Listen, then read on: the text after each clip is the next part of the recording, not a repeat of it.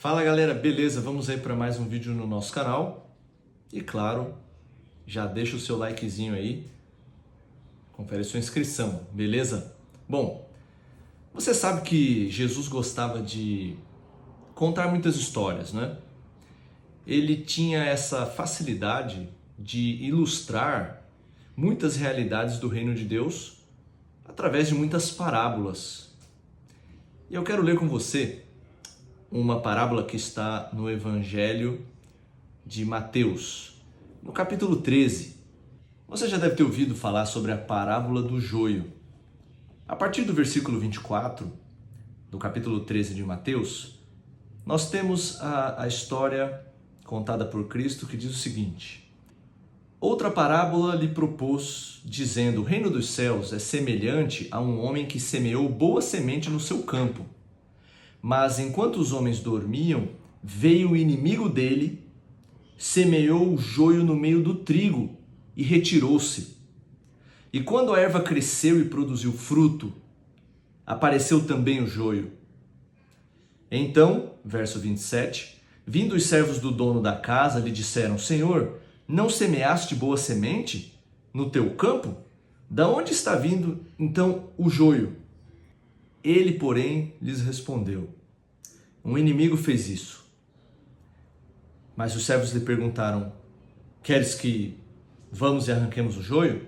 Não, replicou ele, para que, ao separar o joio, não arranqueis também com ele o trigo. Deixai crescer juntos até a colheita. E no tempo da colheita, direi aos ceifeiros: ajuntai primeiro o joio, atai-o em feixes para ser queimado, mas o trigo recolhei-o no meu celeiro. Bom, essa parábola, ela tem muitas verdades e ela tem detalhes interessantes.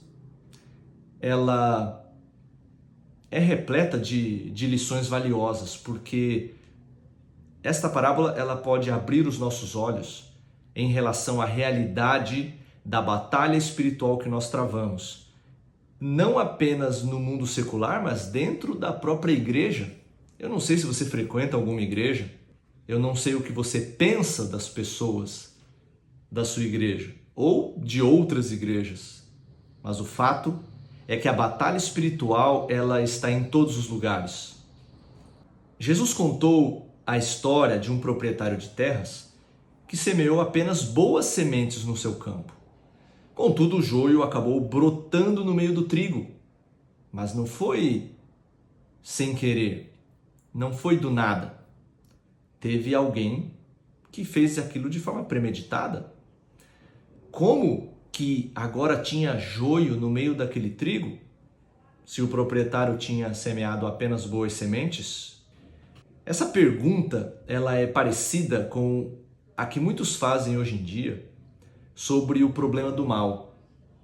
Se tudo que Deus criou era bom, então por que o mal está no meio da sua criação? Antes eu queria falar com você sobre algumas diferenças simples sobre o joio e o trigo. A principal diferença entre o joio e o trigo é que o trigo produz frutos e o joio não. Eles são muito parecidos.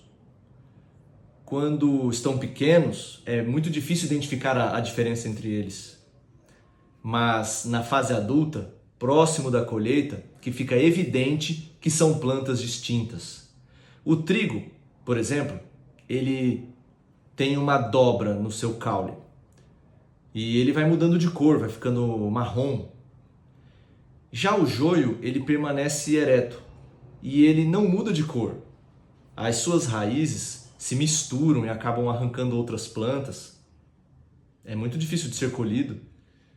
E apesar dessa tentativa do joio de imitar o trigo, eles são muito parecidos de fato, os seus gomos estão vazios. É por isso que ele não se curva, porque ele não está carregando o peso dos frutos. O joio está ali, no meio do trigo, muito parecido, mas muito diferente. O principal é o fruto, e isso o joio não tem. Eu entendi a referência. Voltando para a parábola, O dono do campo, ele respondeu à pergunta do seu servo dizendo o seguinte: olha, o responsável por este joio no meio da boa plantação do trigo foi um inimigo. Um inimigo fez isso. Verso 28. Depois Jesus ele identificou aquele que semeia a boa semente como o filho do homem, que é ele mesmo. Além disso, Jesus fez questão de explicar que o campo é o mundo e que o inimigo que semeou este joio é o diabo. Você sabe que o diabo, ele infelizmente é real. Dentro dos evangelhos nós temos várias descrições. A Bíblia não nega a realidade deste inimigo espiritual. Seu nome significa acusador, ou no hebraico, Satanás, o adversário. O livro do Apocalipse fala desta batalha espiritual que começou antes da nossa existência aqui nesta terra. O mal é resultado da obra de um inimigo que se opõe ao dono do campo. Jesus ele descreve de forma muito explícita este conflito cósmico entre ele e Satanás, o adversário de Deus e de seu povo. Um inimigo fez isso. Deixa bem claro a responsabilidade que o diabo tem com suas ações contra os seres humanos. Nós podemos aqui falar de várias histórias, mas eu quero abrir um parêntese para você entender melhor o que eu quero lhe dizer. Volte na sua Bíblia, ali no Antigo Testamento, você pode abrir ali no livro de Jó. É uma grande demonstração de como a batalha espiritual é real de fato. Nada que acontece ao nosso redor é por acaso. Quando nós estudamos esta parábola do joio, nós podemos nos perguntar como que Deus vai acabar com o mal? Na parábola, os servos perguntaram para o dono: o senhor quer que a gente vá lá no campo e arranque? E o dono disse: não, deixe que o joio cresça junto com o trigo. Até porque, como a gente olhou as características, quando essas plantas estão pequenas, elas são muito parecidas. Deixe que elas cresçam juntas até o dia da colheita. Aí sim, será feita a separação. De acordo com a parábola, a responsabilidade de fato, eliminar o mal estará com Deus. Ele acabará com o mal no momento que ele determinar. Arrancá-lo antes do momento certo, antes da colheita, antes da volta de Cristo, poderia causar sérios danos e, claro, isso prejudicaria o povo de Deus.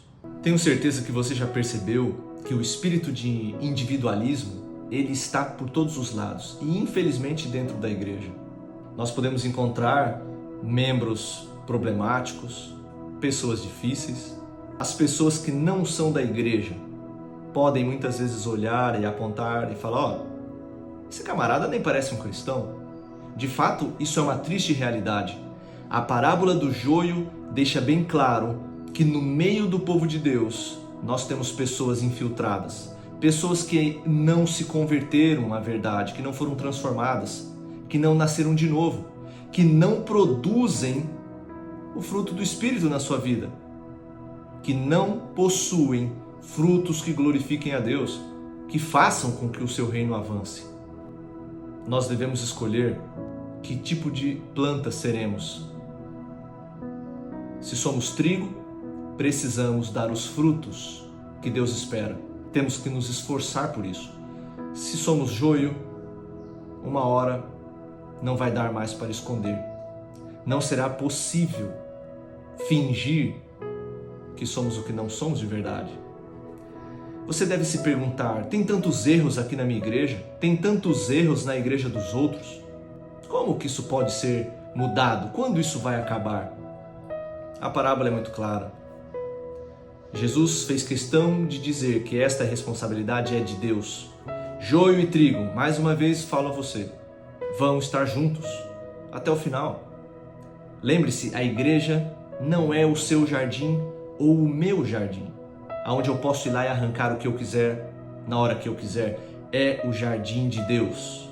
Ele saberá como administrar aquilo sobre o que nós não temos controle nenhum. Finalmente, lembre-se, Jesus está voltando em breve. Aliás, Essa é a grande esperança que temos e é sobre isso que devemos pensar e falar aos outros o tempo todo. Não devemos permitir que outras coisas nos distraiam. Jesus breve voltará. É nessa grande situação, será nesse grande evento que finalmente os problemas humanos serão solucionados. Quanto a você, quanto a mim, devemos nos esforçar para sermos o trigo de Deus, para darmos os frutos que Ele deseja e deixar que, com as pessoas difíceis, que Deus faça aquilo que Ele quiser no momento certo. Ore por pessoas difíceis, ore por essas pessoas, não fique reparando nos seus defeitos o tempo todo, tenha compaixão delas. Tem muitas pessoas que às vezes ainda não descobriram, podem mudar. Claro, devemos acreditar. Há esperança para todos. Será que um joio pode se tornar trigo? Uma pessoa mundana, com o coração nas coisas terrenas, pode se despertar para as coisas de Deus? Claro que sim. Enquanto você está vivo, há esperança. Isso vale para todos. Quem vai arrancar o joio não somos nós. Que Deus nos abençoe, que possamos nos concentrar naquilo que importa, para que Deus seja honrado na nossa vida. Um grande abraço, compartilhe este vídeo com alguém que possa estar necessitando de ouvir esta mensagem. Deus te abençoe e até a próxima.